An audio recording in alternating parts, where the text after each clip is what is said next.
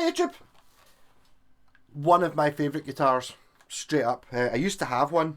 Didn't really like it when I had it. This is an Ibanez RG321mh. MH means mahogany. IO7, 2007.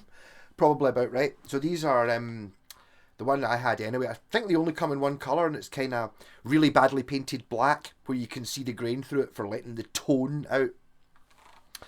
Which means that whenever you see them, the one I had someone, actually I seem to remember seeing there was 2 in cash converters, and one of them was like 20 quid less.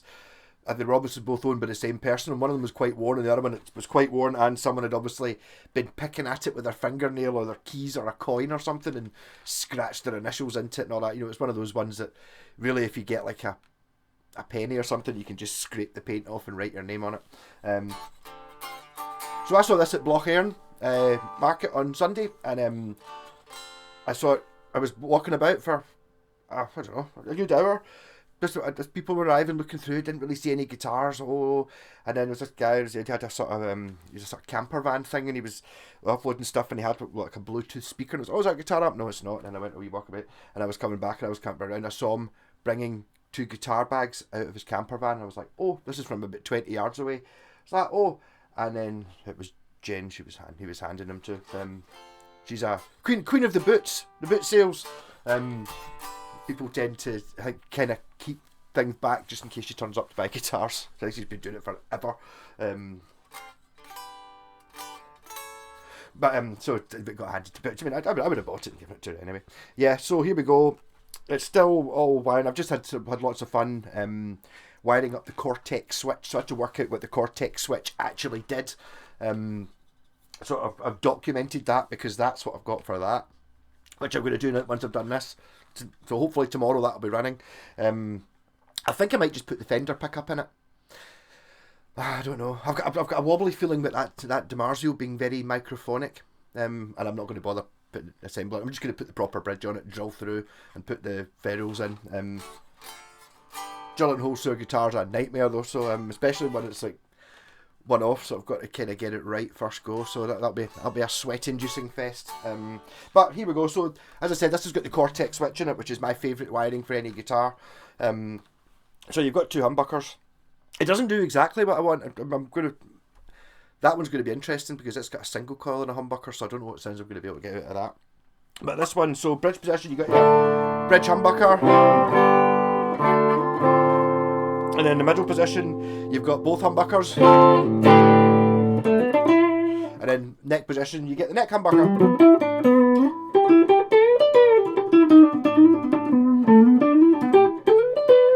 Yeah, which is fair enough. 3-way switch, that's what you put in it.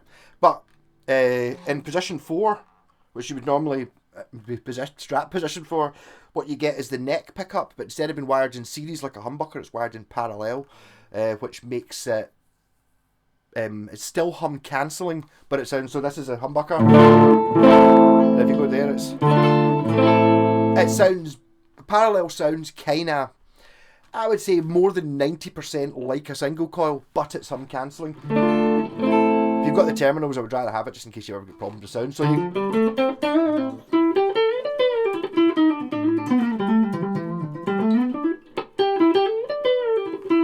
So my thinking is there, you've got the 3 Gibson sounds with the 3 humbuckers, with the 3 humbucker sounds, and then this one you've got Strat neck position.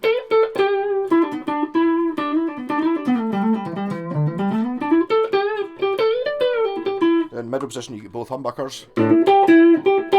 But the next one, position 2, you get inner or outer coils. Inner or outer coils. You get inner coils of these, so these are both coil split down to single coils, which gives you Telecaster middle position. And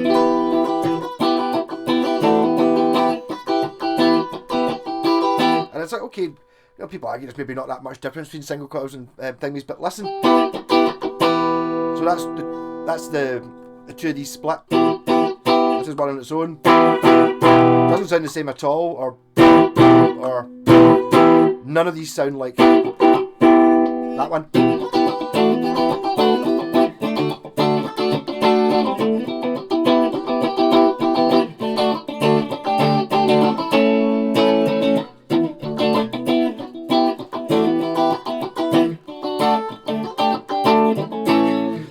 So that's why when I found the Cortex switch, oh, it's going to my guitar, I love the Cortex switch.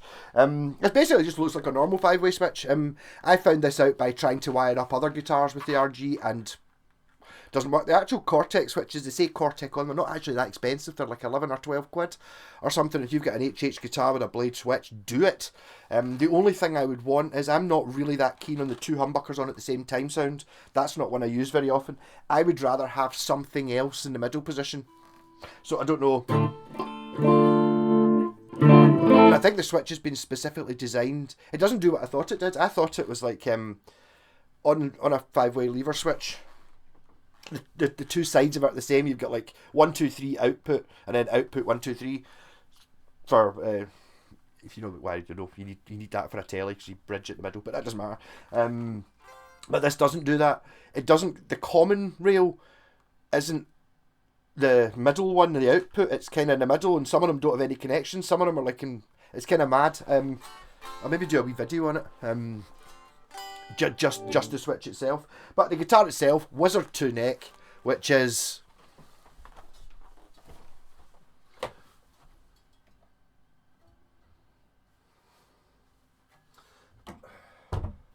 I'm not actually sure this one does have a Wizard 2 neck, but I'll hold the two of them next to each other.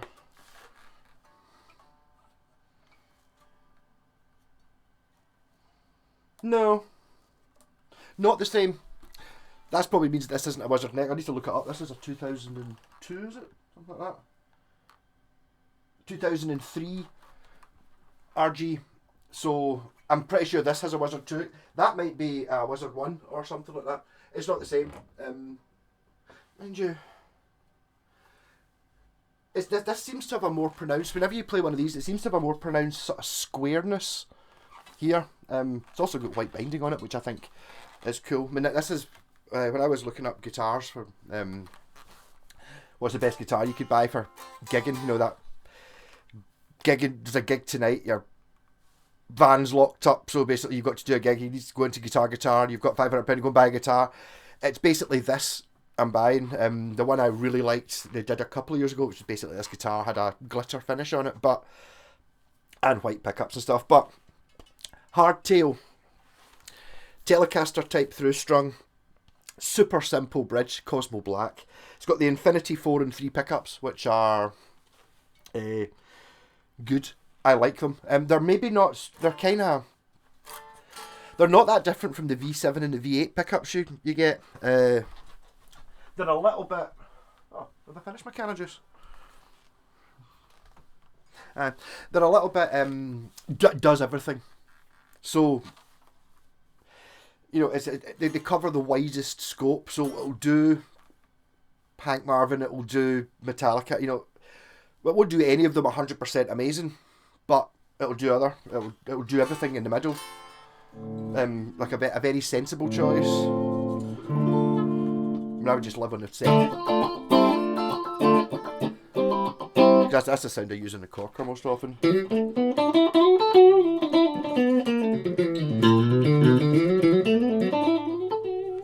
Yep. So, well, this is basic. Got good tuners on it. Massive frets, big jumbo frets, 24 frets of them. Simple body. My thing, which I've always said about the RGs, is the problem with them is they're just a little bit soulless looking. They're aware of this. This is why do you think Steve Vai painted his all that swirly thing? To try and give it some character, because there kind of isn't any inherent in the shape. That's why I bought that, because it's got the F-holes on it, and that's why I'd already known that was before pre-JPEX guitars existed. That one was post JPEX guitar existing, so I bought that to get done. That was just a plain black one.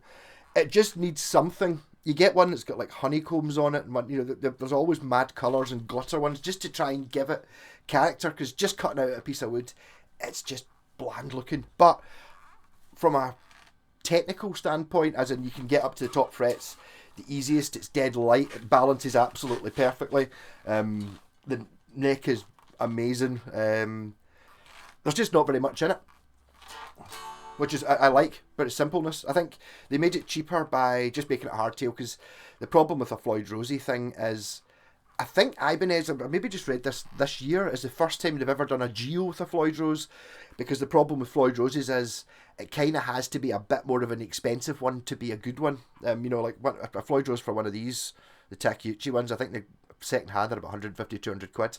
And it's like, okay, right, so we'll put that in this guitar when we're selling it new. Right, that makes it not a £300 guitar anymore, that's going to make it a £500 guitar. So where you can probably get a £500, well, the 350, is it not called? Is that, so this is significantly cheaper than that because it's that bent piece of metal, 4 saddles, or 6 saddles. Nice and easy. But I like these. Anyone ever wants to do any swaps? I mean, they've got hardtail RG. I mean, and then the JPax paint job, that gives it its character. She's also, which I hated the first few times she does it, and she did it in a couple of mine, painting it like it's got binding, which I think looks crap on a Strat. But when you've got the square edge, I think it looks great because it looks like it's got binding. It just that to me that works because of the sharp edge. If it's got a rounded edge, not for me. Yes, and she didn't draw around the pickups, which she didn't mind. So I'll just draw around the pickups with a big wobbly line, right? So you don't get the nice square edges of the pickups. No, you've got a big wobbly line. Doesn't do that anymore. Awesome.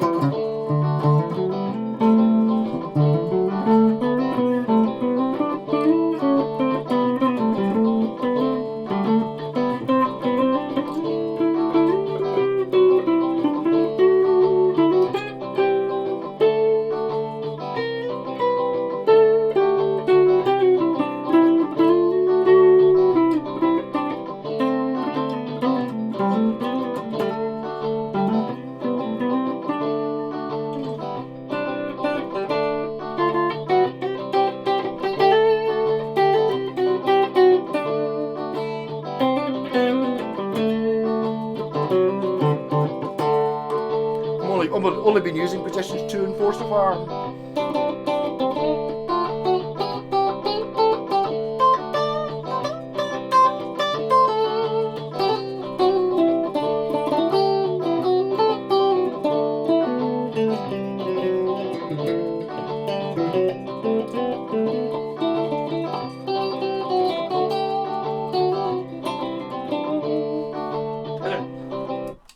I feel that, see, if you had to have the choice, I would much rather have those two sounds only rather than the humbuckers on their own only. I think I think you get away with more, like using the two single coil sounds, even though they're both using 2 coils, but when you stick a bit of dirt on them,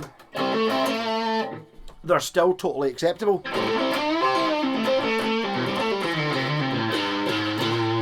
Press humbucker.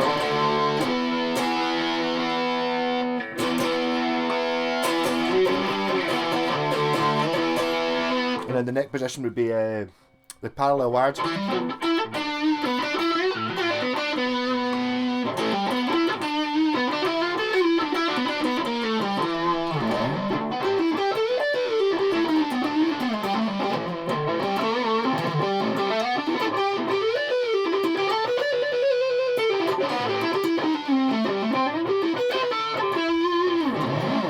I've just put these strings on it, so I'm going to tune it again just to make sure.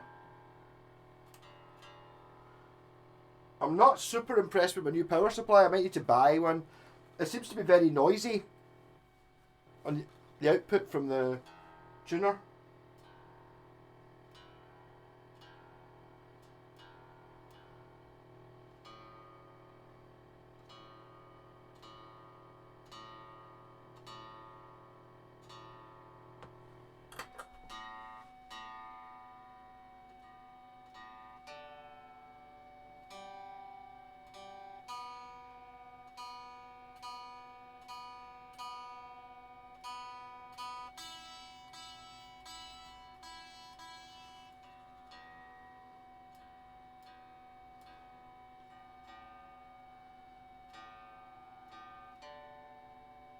But ultimately, it doesn't really matter how expensive your guitar is. You just put new strings on it, especially seeing as these strings have actually been on a previous guitar. That's why sometimes I leave these bits on. It's because a lot of these guitars get shipped to America, so you don't send the strings with them. So might as well just reuse them so they've been on something else. But it doesn't matter how good your guitar is. When you put strings on it, you still have to stretch them in. Even the most expensive guitar. I've just spent 10 grand on a PRS, put brand new strings on it, and it's gone out of tune. It's like, yeah, because the strings need to stretch. Not the guitar's fault. I'm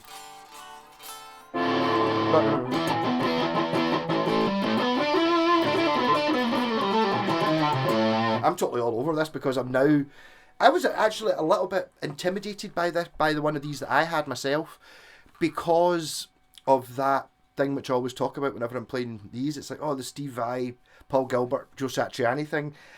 I can't do all that shreddy thing, although I can now do this. Which is kind of in that book, for me anyway.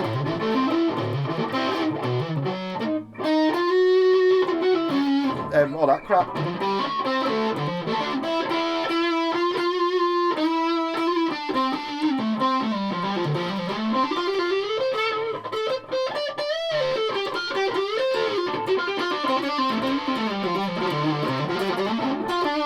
Now, the thing is, if you're buying one of these second-hand, so common, I don't know, it's something to do with the Ibanez player, or the Ibanez mentality.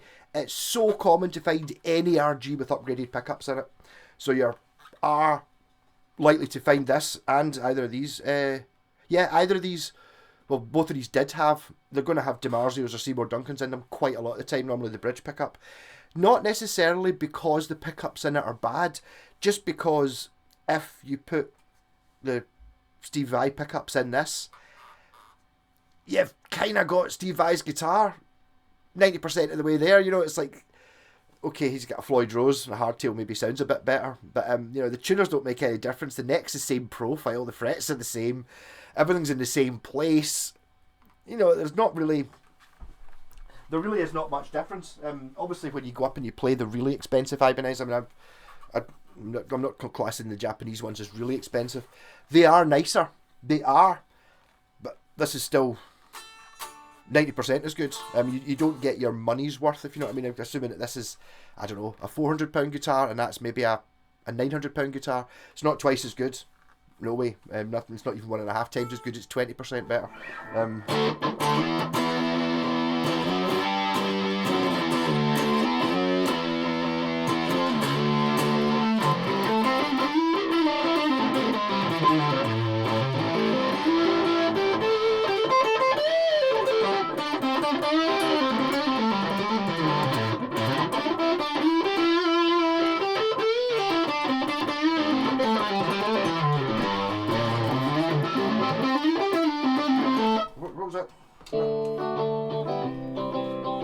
Doesn't really want shredding on it, does it?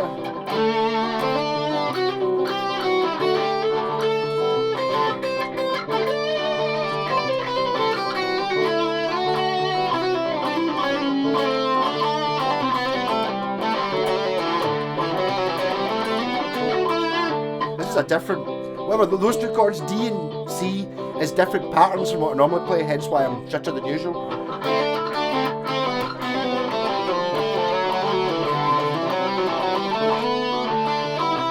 I think it's just because I'm major.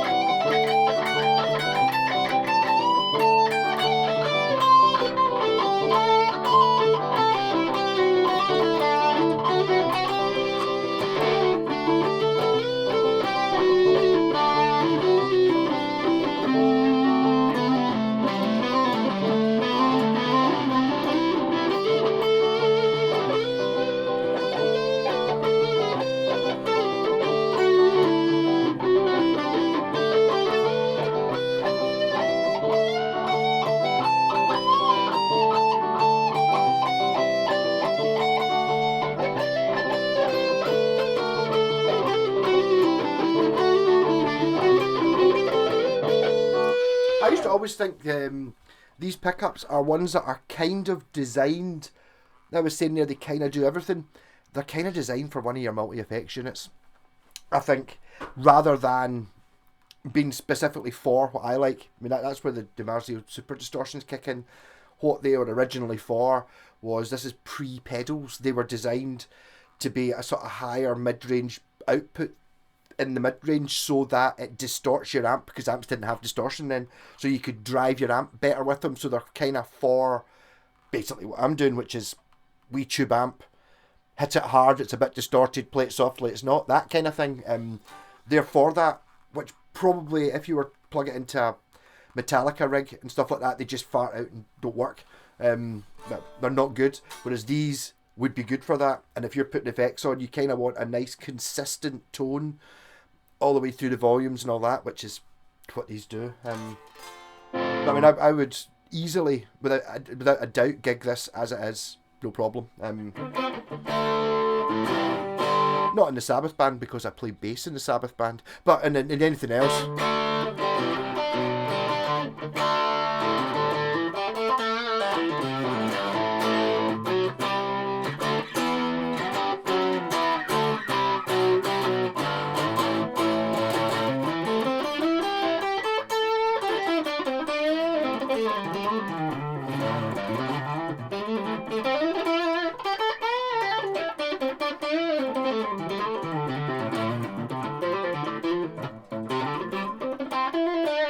All that stuff is what these things are for.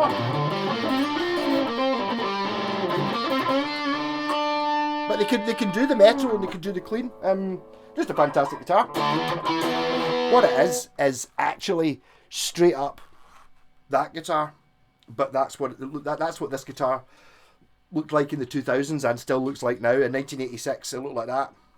It's the how simple and cheap can we make an awesome guitar. So simplicity, not painting it properly, just one piece of mahogany. The surprise it's got binding. I'm sure they could have knocked a $5 off it by not putting binding on it, but it gives it something interesting. Without the binding, and not without the JPax paint job, obviously, it's kind of not the most exciting looking thing.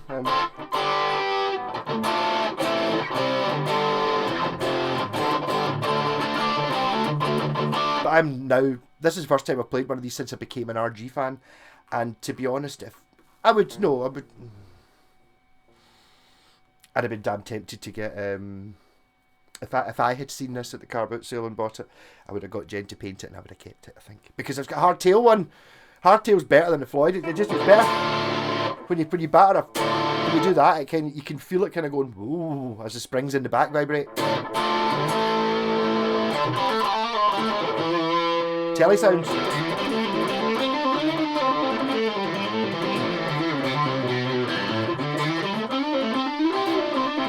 Amazing how much difference that's that position 2 with the inner coils. How much, even with the rat pedal on, which kind of evens everything out, and it's a sort of fuzz. It just has a sort of Fendery, more vintagey sound in it, as opposed to.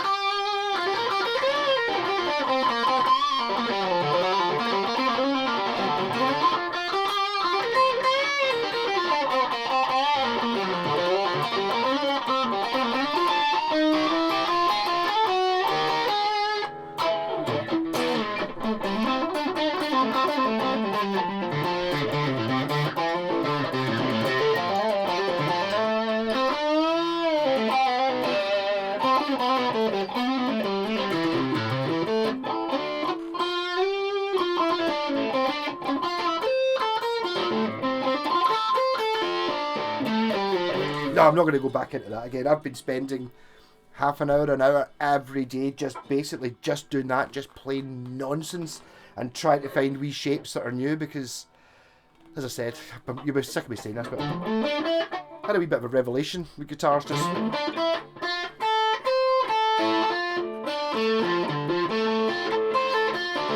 just from working out how to do that and applying that everywhere, and there's just so many. Guitars are amazing fun. So if you're just learning to play the guitar, see, the big moment for me, obviously when I started playing it, I just wanted to be able to play. I wasn't after a specific song, although I did say I was going to buy a real Gibson SG when I could play the Warpig solo. I'm not really sure I ever could actually play the Warpig solo, but I would have the ability to play the Warpig solo had I learnt it when I bought my Gibson SG. But really, apart from that, the big revelation for me was at the point where suddenly you're no longer playing all the things that you know how to play, which is a great thing to. If once you get there, it's brilliant. When it's just up here, here's a guitar, and you just go.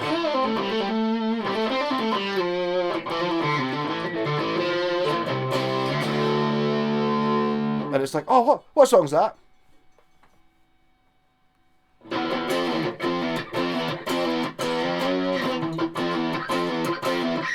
Oh, that's a Hawkwind song.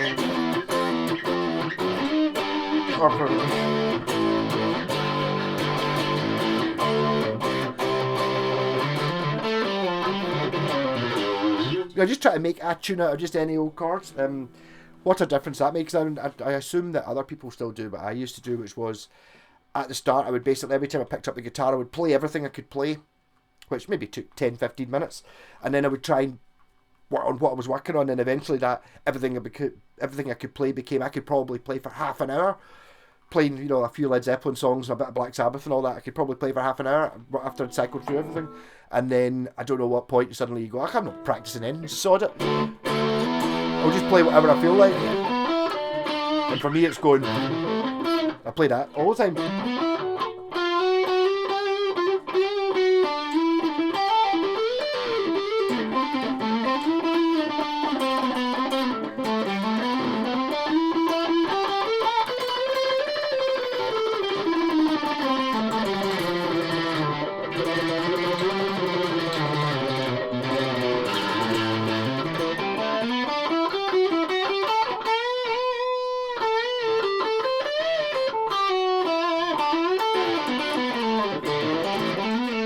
I think I'll probably use this on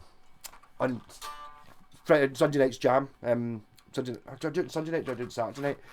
Put votes in. Last week somebody said I should do it on Sunday, so I did it on Sunday. So if you want to vote, if you want to say me to do it, I'll go for whoever I get the most votes for. Whether I do it tomorrow night or today's Thursday, Saturday night or Sunday night. But I think I'm going to play this on it because it's smashing. If you want this, I don't know if just Jen posted a picture of it yet. It might already be sold. Who knows? It should be sold immediately because I mean, anyone who's finding a fault in a guitar like this is. I learnt it from a book. I had a funny thing. Jen was quite good on it. It was like when she mocked up a Les Paul and she put the pickup in, the neck pickup in backwards. You know, so put on like a covered pickup. You can see these poles, but you can't see these ones, sort of thing. Well, she put it in backwards.